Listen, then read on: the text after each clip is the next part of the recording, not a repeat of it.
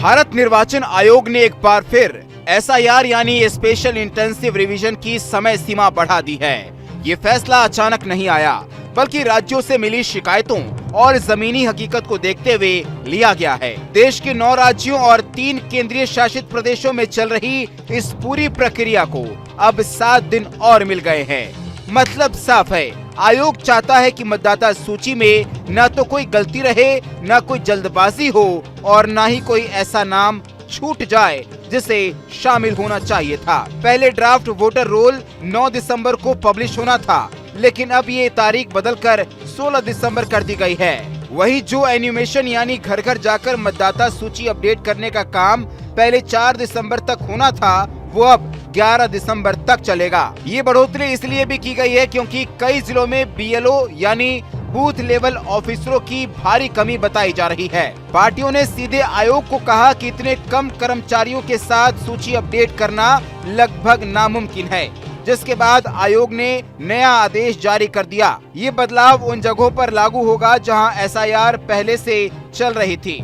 अंडमान निकोबार, छत्तीसगढ़, गोवा, गुजरात, केरल, लक्षद्वीप, मध्य प्रदेश, पांडिचेरी, राजस्थान, तमिलनाडु, उत्तर प्रदेश और पश्चिम बंगाल में। दरअसल मतदाता सूची किसी भी चुनाव की रीढ़ होती है। अगर इसमें गलती रह जाए तो पूरा चुनाव प्रभावित हो सकता है। यही वजह है कि अब क्लेम और ऑब्जेक्शन की प्रक्रिया भी बढ़ गई है। पहले ये 16 दिसंबर से शुरू होकर 15 जनवरी तक चलेगी। इस दौरान कोई भी नागरिक अपना नाम जुड़वाने, हटाने या सुधार करवाने का आवेदन दे सकता है।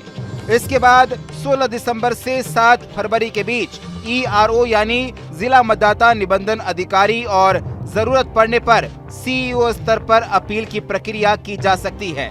इसका मतलब यह है कि अब सुनवाई और वेरिफिकेशन दोनों को पूरा स्पेस दिया गया है। ऐसे में अंतिम मतदाता सूची जो पहले 10 फरवरी को आने वाली थी, अब 14 फरवरी 2026 को पब्लिश होगी। इस पूरी प्रक्रिया के बीच आयोग ने एक और बड़ा कदम उठाया है। बीएलओ, सुपरवाइजर और अन्य फील्ड कर्मचारियों की सैलरी और इंसेंटिव बढ़ा दी गई है।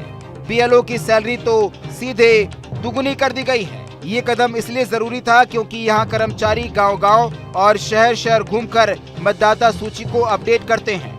चुनाव आयोग उनकी मेहनत को पहचानता है और इसीलिए ये बढ़ोतरी की गई है। कुल मिलाकर इस बदलाव का मतलब ये है कि जिन लोगों को अभी तक अपने नाम में कोई गड़बड़ी ठीक करवानी है या नया नाम जुड़वाना है, उनके लिए मौका और समय दोनों बढ़ गया है। दूसरी तरफ बीएलओ और ईआरओ के पास अब ज्यादा वक्त होगा ताकि गलतियों को पकड़कर सही किया जा सके।